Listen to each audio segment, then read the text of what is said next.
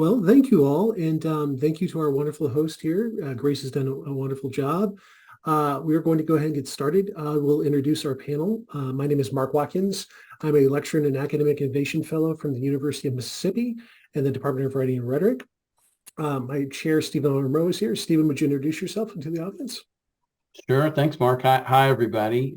Thank you for being here. I'm Stephen Monroe. I'm chair and associate professor in the Department of Writing and Rhetoric, and I'm right down the hall from these other wonderful panelists.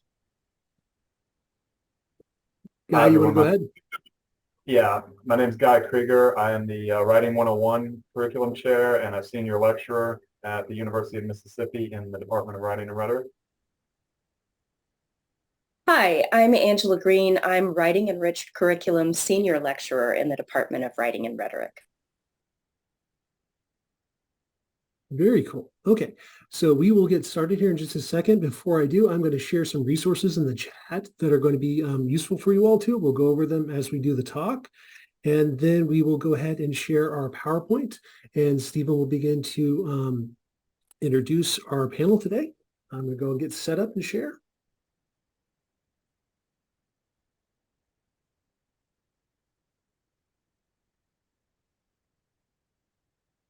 Great. Okay. Can everybody see that? Well, so we've all taught with generative AI, and we're gonna go back and forth today. We've used generative AI tools mostly in 100 level writing courses here at the University of Mississippi. We're an R1 in Mississippi. So we teach some wonderful students, and we have a blend of well-prepared students and underprepared students. This group, we've also toured around and spoken to faculty at community colleges and universities. So today we'll be sharing lessons learned from that time. Okay, Marc. So those of us on at this conference know that where the tools are revolutionary, change is accelerating, and it's a really important and transformative moment. Next slide, please, Marc. What we've been finding with our students and with fellow faculty at community colleges and universities is there's a huge diversity of knowledge, a huge diversity of opinion, a huge diversity of perspective, and a wide gaps in AI literacy. In writing studies, rhetoric and composition, our discipline, we feel really well prepared to engage with these tools and teach with these tools because we're language scholars and language teachers. And I thought I'd start with an observation here. It's a quote from Cheryl Glenn about the power of conversation. And of course, these chat interfaces are conversational, and they create a feeling of equality amongst participants. And this is one of the really interesting things that we're seeing with our students. Our students don't always like this feeling of equality. And we've seen examples in our early teaching of some student resistance. Students don't always like surrendering their authorial voices, for example. And so, Guy, I think we'll talk more about that later. And students are not always immediately receptive to having an equal partner constantly present during the writing process.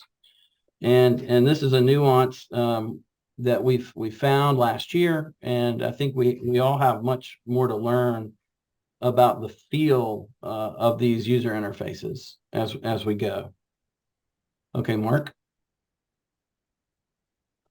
So we're also encountering some faculty anxieties, which we might expect. I would say whether it's at a big school like Penn State or a small community college like East Mississippi Community College down in Scuba, Mississippi, what I've seen is in every faculty audience, there's a small percentage of early adopters, people who have been keeping up and who are really excited about the potential of these tools in the classroom. Probably most of us on this conference are in that category. A bigger percentage of resistors, people that are highly skeptical of this moment and who aren't even sure that the hype is real. And so they're thinking about other previously overhyped technology trends in education like MOOCs. And they're very much resistant and skeptical right now.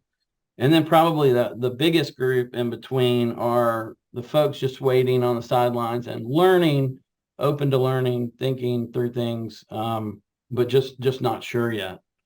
And this is a story that I've been telling to faculty groups just as a way to introduce the anxiety and to start thinking through it, because we are seeing real nervousness within higher ed. And as we know, it's a sector where many of our colleagues are already underappreciated and overworked. So I think as we all talk about generative AI in education, we need to foreground the emotions of our colleagues and all think together about what this will mean. And I'll tell my own story. I kind of always thought that the robots would come first for Tyrus and Sherry. Tyrus and Sherry are wonderful custodians in the building where we are, Lamar Hall, in Oxford, Mississippi. And in my imagination, I just assumed that AI would really intrude first on those sectors where manual labor is predominant. And I've worked those kinds of jobs, and they're respectable jobs. But they're the kinds of jobs that are hard and you don't want to do for a long time necessarily. But it turns out, of course, with the rise of generative AI, that the disruption is really focused on sectors where language matters, and suddenly, we're being intruded upon or threatened a bit by generative AI, and the folks who are doing manual labor are not as worried at the moment. Okay, Mark.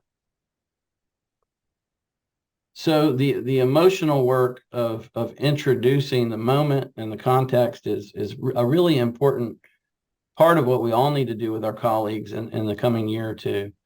And of course, time is very short. We know that language matters in education, and generative AI tools are already here.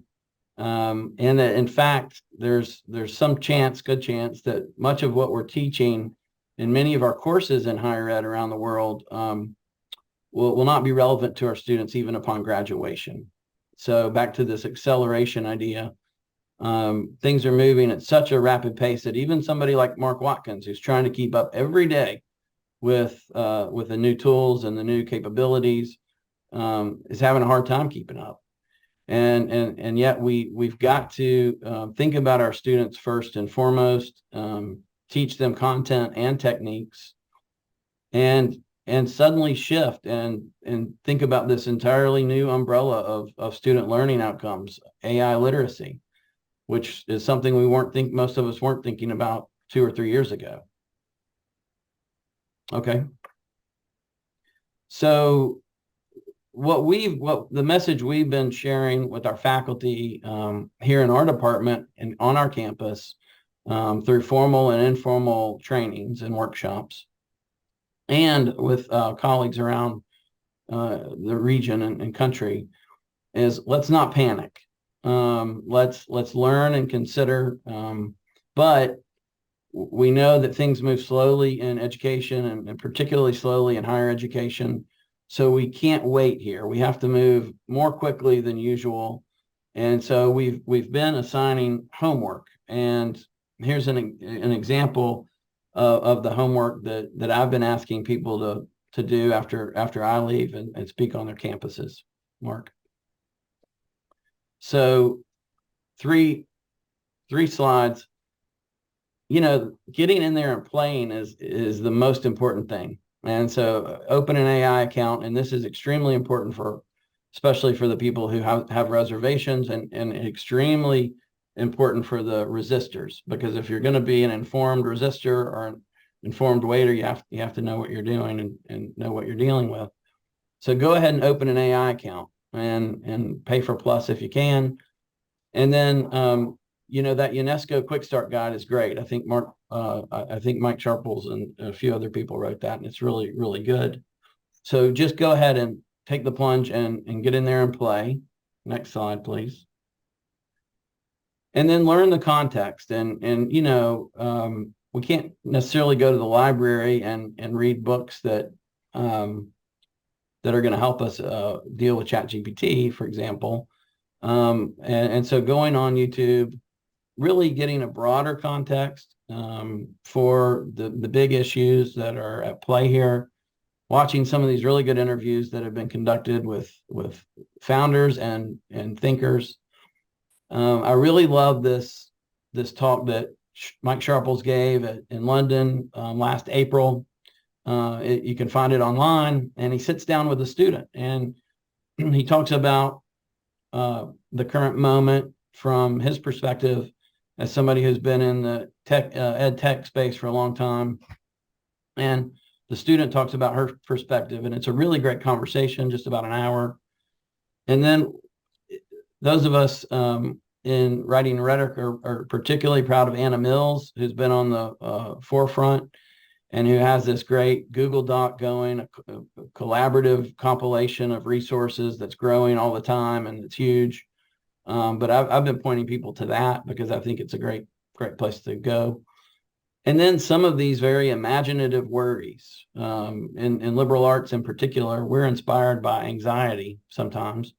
And so, this talk from Sebastian Bubeck at Microsoft, where he's describing the paper they wrote about seeing sparks of AGI in ChatGPT. It's really kind of exhilarating to think about what's next, and to think about the iterations of these tools in 2, 3, 4, 5 years time. Okay, next slide.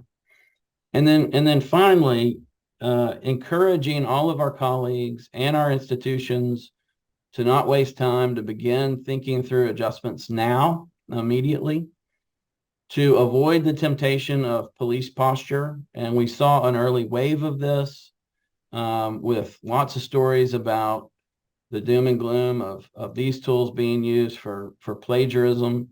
We had those worries and fears too, of course, and we're thinking through them, but that can't be our primary posture. We need to instead use our expertise and our knowledge to always pursue these fundamental questions. How might these new technologies help our students? And how might these new technologies hinder our students? And so as educators, we know that there will be moments when we need to deploy them in the classroom, and there will be moments when we need to discourage students from using them in the classroom. That's old-fashioned scaffolding. And we know how to do that as educators. And it's particularly important to remember that in this time of an arms race, when Silicon Valley is go, go, go, and there's not a lot of stability. We need to create stability within our classroom spaces, even as we encourage our students to develop AI literacy, to think through how to use these tools ethically and effectively. And I've found this to be a compelling ask. No matter if the faculty member is an early adopter or resistor or just on reserve, we all care about students, and this works. Appealing to our shared compassion and our shared goal as educators. Okay, Mark, next slide. So now I'm going to turn it over to Mark to talk specifically about some of the generative AI tools that we've used in the classroom and that he's done a wonderful job of educating faculty on. Mark. Thank you, Stephen. And I really appreciate that introduction to lead up to this. This is my single slide. In fact, I'm going to take it off the screen just a second to start going through the actual tools. For those of us that just joined us at the 3:02 mark in our chat, I've released a Google Doc link with a list of all the tools and some of the assignments we developed with them. We're going to kind of talk a little bit about what these tools are and some of the framing scholarship and teaching strategies we've built around it. I'm going to do is stop my screen to share here just a second. And I'm going to go ahead and share the actual document. Hopefully you guys can see that. And what we're going to do is kind of walk through some of these tools and give you guys a little bit of an understanding of how we are using these tools within our classroom. This is the third round of tools we've now used with students. We've identified some different categories for the tools, though. For instance, I'll talk about the first one in a second, called Lex, which is a writing assistant. And it's exploring the different ways we can look at assistants inside of the classroom, too. We first started off with a tool called Format. We then switched to a tool called WordTune, and now we're on Lex. We've also identified how it can be used to help students with research, with reading, and also finally with feedback. I may not have time to go through all these tools, which is perfectly okay because you guys now have access to the Google Doc and you guys can look at this on your own. And we did release this under a Creative Commons license, so you guys can adapt the different teaching strategies to your needs, depending on what you'd like to look at. So what I'm going to do is, and let me see here too, I think we have some people in the chat talking about it too. One second here. You're not seeing the Google Doc. Okay, that would be a problem. Okay, now people see it. Hopefully people see it. Sharing the link one more time. Hopefully people have access to the actual Google document. I'm going to go and click on our introduction to Lex. The link should be in the chat. All right, so what we did was develop some framing sort of for our students to actually use this. I can add to the chat again, yes. 1 second. Okay, should be in the chat. Maybe that's just going to the host and panelists. 1 second, let me send this to everyone. My fault. I was just sending that to the host and panelists. Okay, hopefully everyone can see that now to everyone. My apologies. I love Zoom, and I'm not even being sarcastic. So one of the things we did was set up a quick start guide to how students can actually use the actual technology with this. And in this case, we have a quick start to Lex that gives them some just very short tutorial videos. They're only about 2 or 3 minutes long each. And how you can actually get started with Lex, how you can actually set it up, how you can share your work with Lex with your teacher if your teacher has an account too. And the most sought after feature with Lex is how you can identify what was generated by AI within the actual app itself. So I'll show you all that here in just a few seconds. But before I do, one of the things that I did do for my own students that I've released to our broader faculty, and some of our members of our panel are using this as a sort of go, no-go zone with using generative AI. Other people have different policies. We'll talk about that here too. You'll hear that from Angela and also from Guy, their own personal policies for dealing with AI assistance. This is what I released to my students. I talk about what's acceptable in terms of them using it for ideation, for thinking, how they can brainstorm. They can use it for grammar, spelling, feedback. They can also explore counter arguments or revise. What the yellow is, well, they can actually use it for writing assistance, but very carefully, they have to attribute what was actually produced by the AI to the actual artificial intelligence system that they're using, in this case, Lex. It's really great that Lex actually has a built-in feedback feature within it, so you can actually show what that looks like by show the writing AI button. I'll show you that in a minute. But one thing that is the no-go zone with this is not acceptable is the AI-generated content. They cannot use Lex or another AI tool to generate portions of the writing without acknowledgement or attributing it. We don't want them to hide behind this. They cannot use the AI to offload the cursive writing process, and they cannot uncritically adopt an AI tool or technique without reflection. So those are really big things. And I'm not using the actual AI button to police my students' work. I'm much more interested in how students are actually using the tool to create a writing process with it. Again, this is a brand new technique and tool for our students to use and think about. So it's a new situation for them. It's a new situation for me too. I want to collect as much information as possible from them and help them explore this. And then I give them an opportunity to identify and collect and reflect on their AI usage for a specific writing assignment. I have links here to the MLA and APA guidelines for students to follow, attributing their sources to AI. And I have a list of reflective questions they can ask themselves. So I won't go too far in depth with it too, because I know you probably want to see what the tool looks like in action, but this is one of the assignments that's available. And we have it paired with all the tools that we're showing you today. And to access Lex, you can click on the Access Lex link. And this is just my actual folder here too, where I've been working on different types of Lex assignments. It looks a lot like a Google document, and that's how it's set up as a word processor. The main difference is it's powered by generative AI. So I'll click on this little test piece about AI literacy. And this is how students would interact with it. First of all, with Lex 2, they would not see writing on the page. This is obviously my test piece. But when you go up here to the upper right-hand corner, there's a little cog that says settings. You click on that, and you can click on your actual language model. The developer is paying for free access at this point in time for people to sign up for GPT-4. So you can use it for GPT-4 or ChatGPT, or going back into the old days of 2022 and turning on GPT-3. You can also set the creativity to low to high. You can kind of play around with some of the other features within the system itself too. But once you have that set up, if students want to use it to generate material, all they need to do is write organically.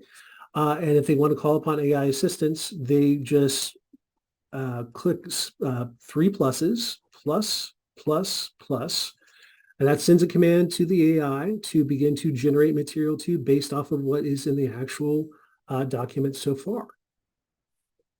And so it does in small snippets.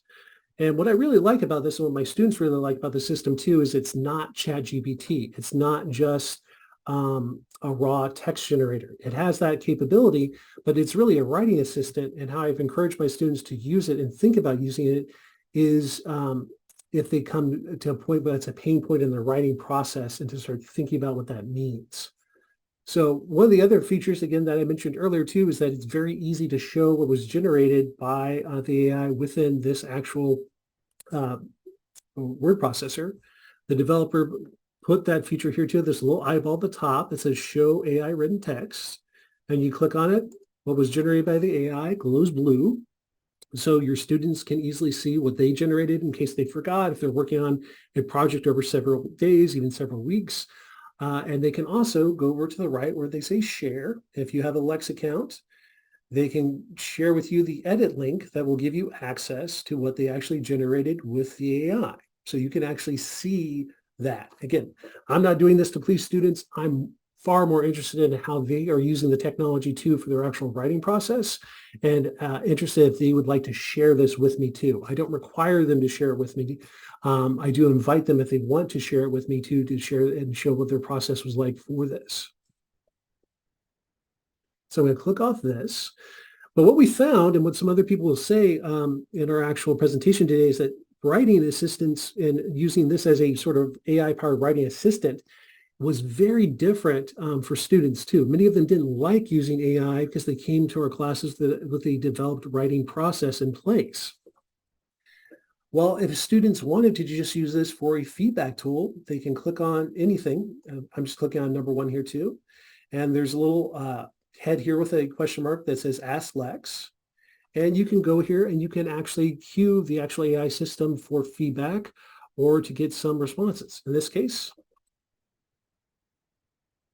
I'd like some counter arguments. And it will queue up some counter arguments the students can think. They can also do it for sentence level suggestions about how to reword sentences for different audiences. They can do different types of feedback. If you put a persona on the actual feedback too, to think about what would a writing professor think about this? What would a peer think about this? What would a different audience think about this as well too? So it's very flexible in that way, and how you actually would want to show this for your students and have them use this within it as well too, so long as you put some parameters on it. Okay, so I know we have some short time. We got a lot to go through, so I'm going to just go to the next tool on our list. So that was Lex, our writing assistant. The other one that a lot of students have talked about and used is called Perplexity. Perplexity is an interesting interface using ChatGPT 4 and also Anthropic's Claude model. It's designed to help students go through different types of research process. I say students, it's designed for users to go through different research processes to actually looking at live sources. We know AI has a tendency in its actual chatbot feature interface to make up a lot of material too. This actually calls upon the actual internet and a variety of both pop culture and scholarly sources to cite their actual material. You can use the free feature here. I can just do, let's say, what does soap can treat skin cancer? I'll just click on that too. That pops up what was loaded here from someone previously using Lex. You have an article from The Guardian, an article from a pop culture news source or two, and you can view some more news sources too to actually look at the credibility of them. That's what I encourage my students to look at too, is not just accept what the sources are at face value, and also not accept just what the abstract that is produced by this at face value either. But students really like exploring claims. One of the actual assignments we developed this was for them to explore research questions using a previous version of the technology in an app called Elicit. Elicit has changed a great deal now too, so we're shifted onto this because it's a little bit more approachable compared to what Elicit is now. You can also turn on the Copilot feature here below, and it reloads every 4 hours, with 5 free instances of Copilot, and that sends the command to GPT-4. It allows you to ask more advanced follow-up questions. And instead of just getting 5 or 6 sources, it will give you up to 15, even 20 sources per actual entry into that. So it's a really powerful tool. It's a way for students to look at a lot of data very quickly and also start thinking about tracing back where that data comes from. As you see here too, you have the actual footnotes that are linked that students can follow back to the actual real sources. So I know I'm going quickly, but again, you have all this access in the Google Doc. That is Perplexity. One of the areas we looked at beyond writing assistance and research assistance was also in reading assistance. Back in October of 2022, two graduate students in the United States in computer data science put together an app called Explain Paper.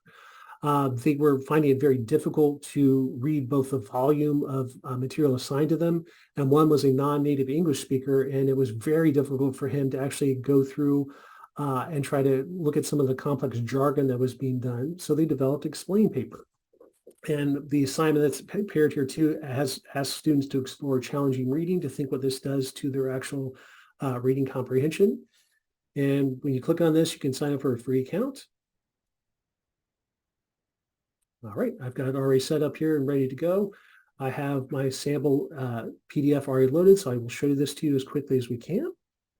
And I'll zoom in as well. So this reading is from Neil Postman. It's the first chapter of his book, Technopoly, The Surrender of Culture to Technology. It's called The Judgment of Thamos. It's a really great reading about how we sort of blindly adopt different technological practices into our culture and how it changes things. The problem is when I assign this to students, and I generally teach first-year writing students, is that it's a very old document too. It was published in 1992, and it uses a lot of Greek mythology to kind of do this. And many students do not find that very engaging. So when I assigned this before in the past, a lot of students really weren't engaged with the actual reading too and couldn't get past some certain pain points, whether they had a disability or if they were a non-native speaker themselves. They did find this very challenging. With this technology, though, you can select individuals' words, sentences, even entire paragraphs, and call upon AI to help assist you in reading it or explaining it. So I'm just going to select the phrase, the Thamism, skepticism, and it's loaded up here too. So then I can customize my explanation. I can set it to a high school level. I can set it up to a undergrad, graduate, even at a professional level. But I'll just go back down to a high school level too, and I'll ask it to explain it. This is using ChatGPT's 3.5, which is the free version. You can pay for the more advanced version using GPT-4, but I believe he's charging about $12 a month. So I'll click Explain, and it's very quick. It gives you a very quick actual summary of what that term is. You can then ask follow-up questions to it too, and I'll do that in a second. But what's really cool is it gives you related resources that are not hallucinated, that are real, that you can actually click on and go to start doing more of a deeper dive into the actual subject. So I'll just ask a follow-up question. Why does this matter? Do the author's argument.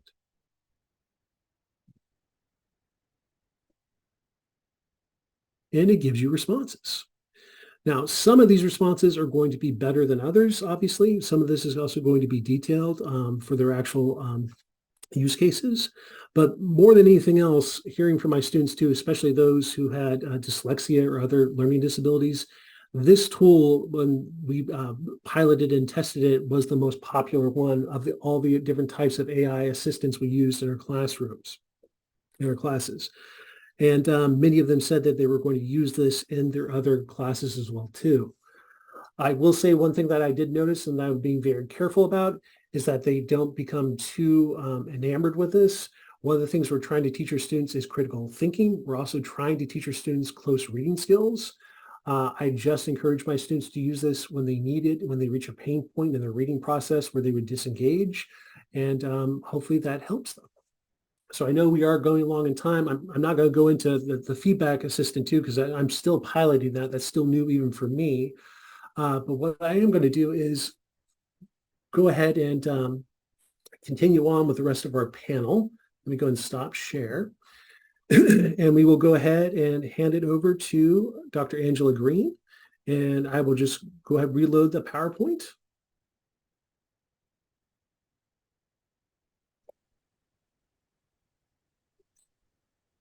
Okay. Thank you, everyone, and thank you for Marc and Stephen and Guy for all of us really for being part of this this panel. We've just been eternally grateful to Marc because he's, as Stephen mentioned earlier, just really staying on top of this in a way that would have been overwhelming otherwise. And so he's managed to bring forward a lot of great tools and a lot of great ways of thinking about these tools. So I just want to give an extra shout out to Marc Watkins. And I will say that it's just been a really interesting thing doing this now for, we're in the midst of the third semester of this project. Actually, it included the summer as well. So it's basically, we've been doing this for more than a year now, and it's been very interesting to see student responses to the technology and to our openness, or at least some of us having openness to having students explore these tools in the classroom. I think that alone is surprising to a lot of students. The first time I tried having students play with, explore these tools, I did have them use the first two tools that Marc mentioned, Elicit and Fermat, and I'm not really using either of those tools now because, again, the game is changing so constantly. Nonetheless, what I'm going to tell you about the 2020 fall or 2022 fall reflections really come from a time before ChatGPT had been announced, and so students were very unfamiliar with generative AI at that time. And so I was just encouraging them to play around with the tools, and I gave them very little framing except to mention that, as with anything related to the internet, garbage in, garbage out is the prevailing thing to keep in mind, right? These are human tools created by fallible human beings, and at that time especially, we were really not sure that any of the information generated would be valid. So they are getting better. The tools themselves are getting better. And in that semester last year, a year ago, students really had opinions from outright skepticism that AI could do anything for them, especially help with procrastination, which is what most students still cite as one of the biggest obstacles to their success in writing classes and other classes. So it ranged from skepticism to real optimism that AI could get them at least a good start on a project. And they reported that most of the help came in the form of help with brainstorming, helping them find sources, formatting those sources, summarizing them. I'm not going to show you the video reflections here. In fact, I'm not even sure that those were all of mine there in the flip grip, but they're there for you to look at separately. But I will say that as the writing enriched curriculum person at my university, one thing I've been most surprised by is how little my own pedagogy has had to change. with the advent of generative AI. And I think that I attribute that to the fact that writing to learn assignments have been the primary vehicle for student learning in my courses. Yes, they write larger, more formal projects, but most of what they do in the class is what we have long called writing to learn activities. That's think, pair, share, journal writing, and reflective writing, things like that. And so the same concerns that faculty have had about other kinds of technology also have emerged with AI, especially, cheating and concerns about students not really doing the work themselves. And I think it's also been interesting to see that students share those same concerns that we have as faculty. They are worried that their own skills are being degraded by using these tools. They are concerned that they're losing something in the process if they outsource certain kinds of things to these tools. So it's been really interesting to see how much in sync our students are with most of the faculty that I've talked to as well. So Marc, if you would, please. So that was last year's classes. This year's classes, using some slightly different tools, but trying to sort of weave them into the course overall so that we're exploring different ones at different places in their writing and research processes. And so earlier in the semester, I just asked them in a discussion post to respond to this prompt, just noting that AI has been in the news a lot lately, that especially as it relates to generative AI called chatbots. And so I want them to not conflate ChatGPT with all of the other technologies. And I wanted them to just explore or share with me their general attitudes and any experiences they've had. And so the next two slides actually have some of those reflections. And I've just sort of bolded what stood out to me the most. The first one, as you can see, this is a real student response, and you can tell that because it is not grammatically correct or spelled very well, but that's one of the hallmarks, right? So this technology is somewhat scary. At some point, it will become smarter than us. That's a real fear that a lot of people have in and out of academia. And they think it could possibly be dangerous to the economy and to people generally.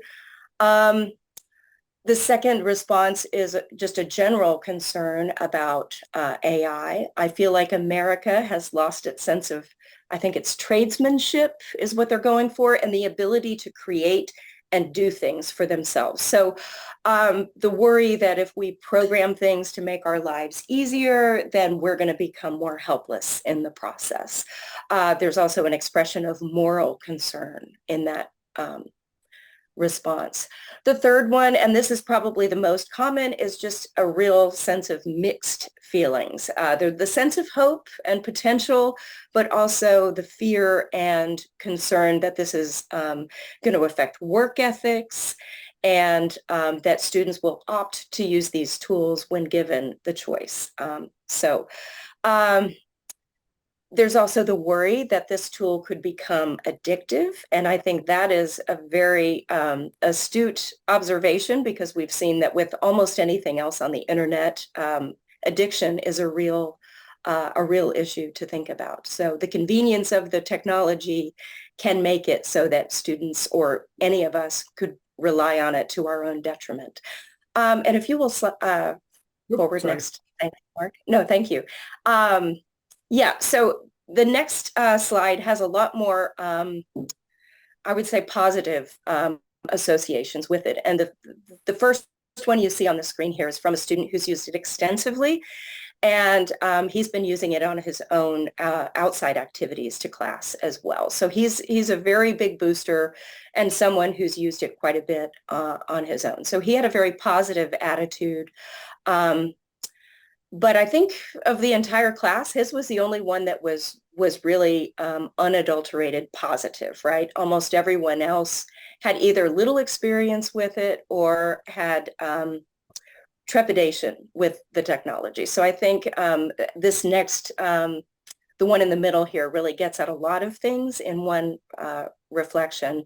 This person has never really used generative AI prior to my class, but they were really worried, are really worried that it will outsourced jobs and things like that, that people will, and then the last observation says, I don't know where they're getting this statistic that 60% of sports journalists in the US have been laid off. And I don't know if anyone can corroborate that, but that is another source of real fear for our students, that this will make obsolete the skills and knowledge that they are acquiring in college. And so I think that's something that we should also be mindful of as well, as we're trying to teach them how to not be replaced by the technology. And so I think if one way of getting this across is showing them that just having a more comfort with the tools is going to put them in a better situation than their counterparts who are shying away from using these altogether. So I think I may have one more slide there, Mark, and that's, oh, sorry. This is just a little bit more information, a few more responses that students have had. Pretty much keeping in line with what we've already seen, a mix of feeling that it could be very, very useful and understanding that it can really save time, but also taking away the personal human thought away from things. I think that's pretty much all I had to say about the experiences in my classroom so far. So I will pass it on to Guy. Thanks, Angela, and thanks to Mark and Stephen for getting us going. Thank you all for attending today. I'm going to try to move quickly through this, Mark, and put the pressure on you to roll through these quickly, so we can leave a little time for Q&A. So I've got data from fall 2022 and fall 2020 or spring 2023 here. As this says, in fall 2022, much like Angela and her students, they used Elicit and Format in my classes. Most students had never even heard of those at that point. So we're starting in August of 2022. ChatGPT was released to the public in November. So this is way before a lot of them were even familiar with a lot of what AI could do. To the dismay of many people in my classes, as you can see there on the third bullet point, I allowed students to use AI for whatever. If they wanted to generate whole swaths of text with AI, I was okay with that. My only requirement was that students reflected honestly about that through in-class writings and then a post-essay unit reflection. My thought at the time was that students would be making interesting rhetorical choices about what they kept and what they didn't. And I was more interested in studying that their rhetorical choices than I was on what they were generating. So next slide, please, Mark. In the spring this past year, at this point, ChatGPT was out. So we used that and WordTune. Most of my students had heard, and some have even used ChatGPT. None of them had heard of WordTune, which is a pretty cool Israeli site that has some features called spices that students like to help augment their papers. Again, the same process. No restrictions on the usage. I wanted to talk to them about what they were doing and hear from them in reflections. Next slide. So, based on my findings in the reflective writings, AI seemed to help the less experienced or weaker writers more so than it did the stronger writers, or as Stephen and Mark alluded to earlier, students with very fixed writing processes. That mattered a lot to us at our institution, and I'm sure this is, some of you are similar institutions where about 30% of our students are Pell Grant eligible and have bright students, but have graduated from high schools where they weren't engaging with a lot of college level writing assignments or analysis and those kind of things. So I wanted to really get into what help means, though, when I say it helps less experienced or weaker writers. So next slide. So here are some of the students' thoughts.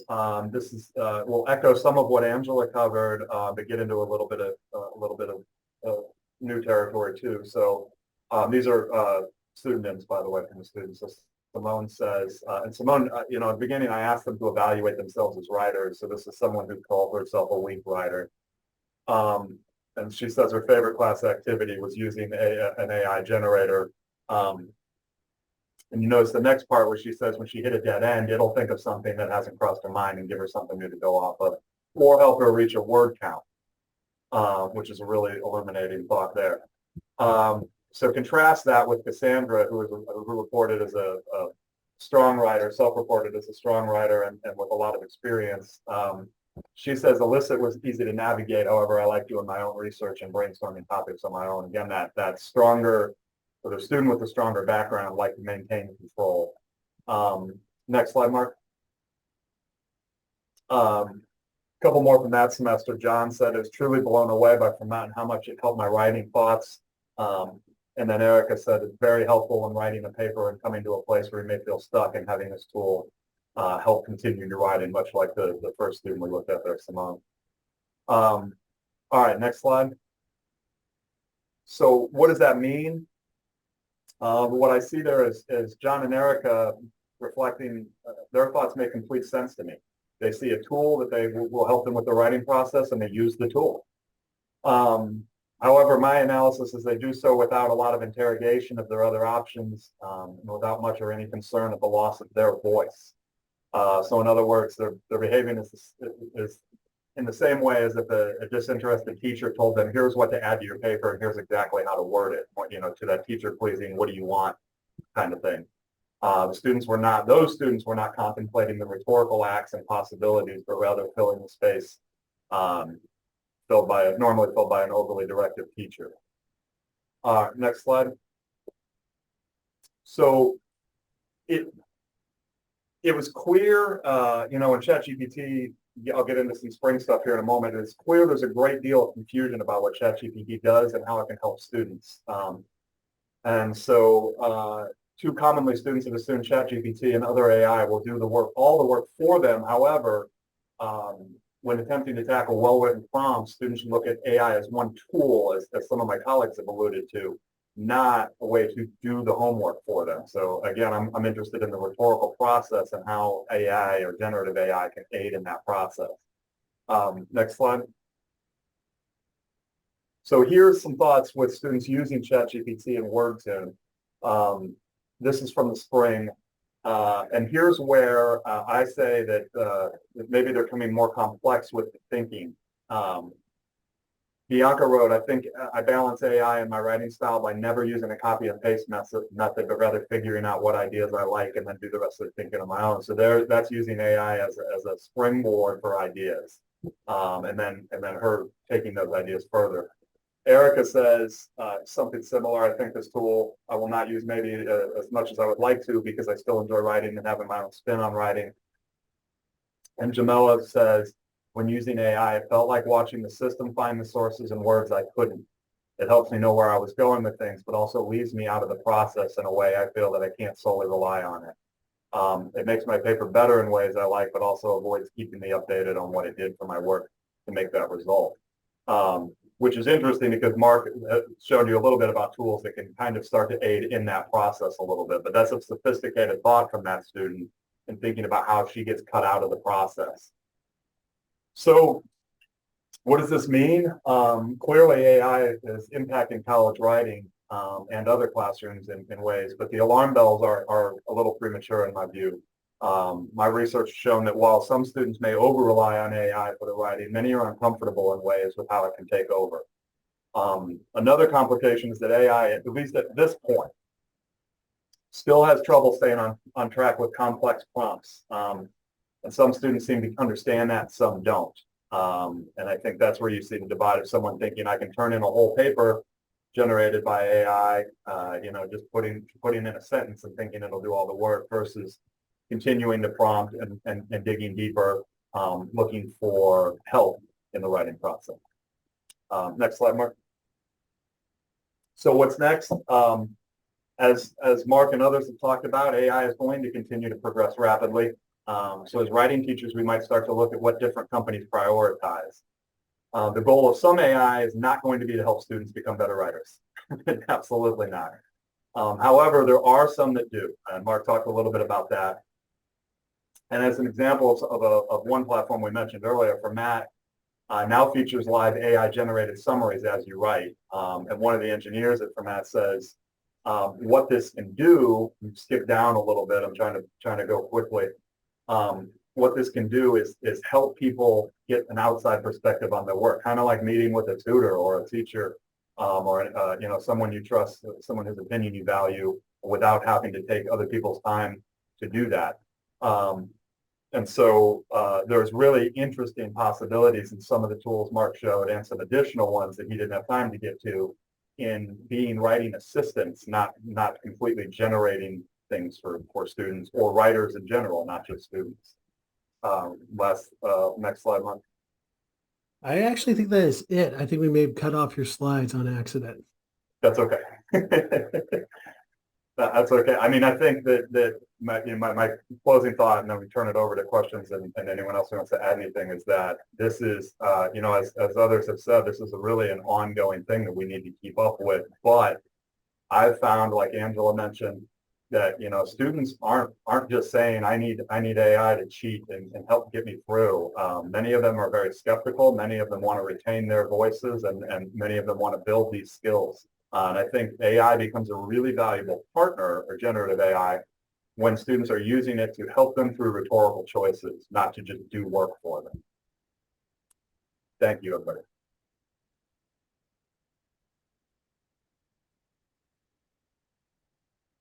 Okay, I think we've got some time for questions. Any questions? Please put them in the chat.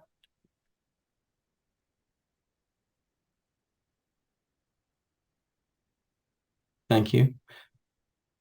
I'll say that we want to really empower our learners, but I think it's also extremely important that we empower our faculty, and empower all of our faculty over the coming weeks, months, and years to make these adjustments. And there are good models for this. Here on our own campus, we all participated in something that Marc designed and led, which was, what did we call it, Marc? Not an AI boot camp, but an AI. It was a 2-day. What did we call it? Institute. Summer Institute. It was a 2-day workshop, and very interactive. We fed everybody, and we found a little bit of funding to pay them for their time.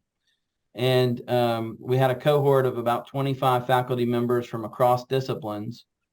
And Marc introduced tools. We had panelists like Guy and Angela, and there was time built in for them to play.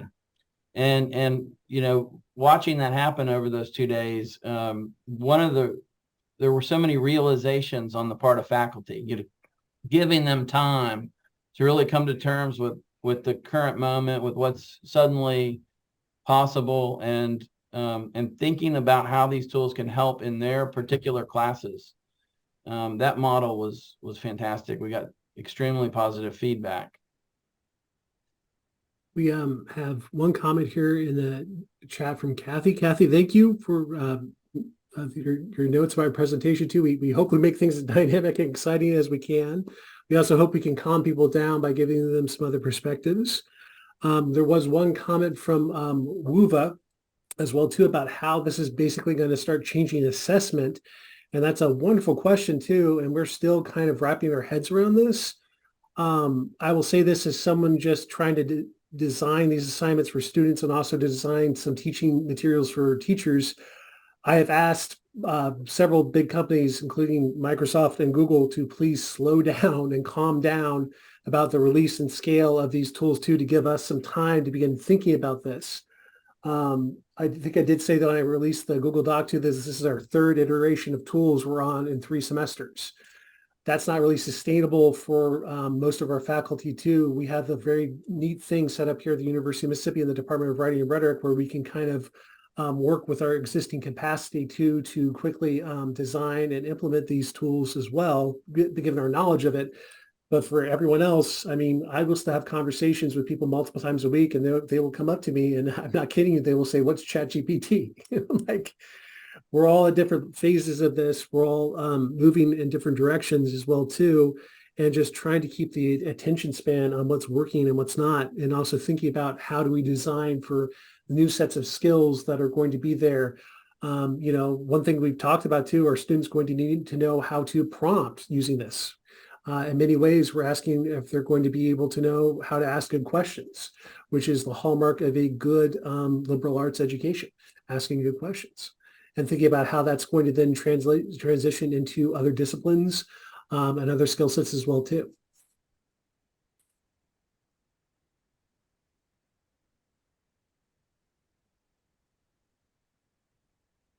Can I just say that I think, oh, sorry. No, go ahead. Go ahead, Angela. I was just going to say, I think it's really important to be discerning in the tools that you have students use. And I know that there's like an overwhelming number of possibilities out there. And that's another reason why I'm so grateful for this team.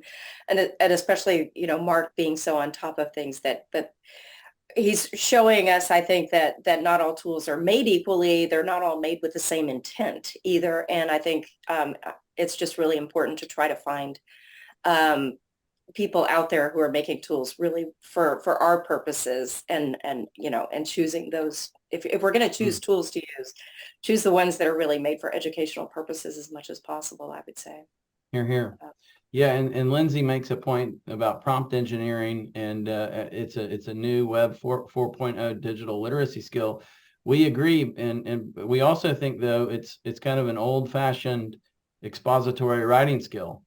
And so those of you who aren't in writing departments, please make connections with the writing teachers on your campuses, because much of what we've been teaching for years is suddenly even more valuable for students who want to use generative AI effectively.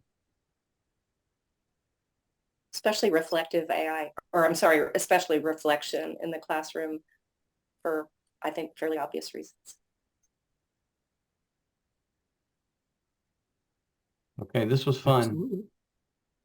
And hey, Well, good morning to everybody in Australia and Malaysia, and good evening to everybody in London and Paris. It's a beautiful afternoon here in Oxford, Mississippi, and we enjoyed being with you.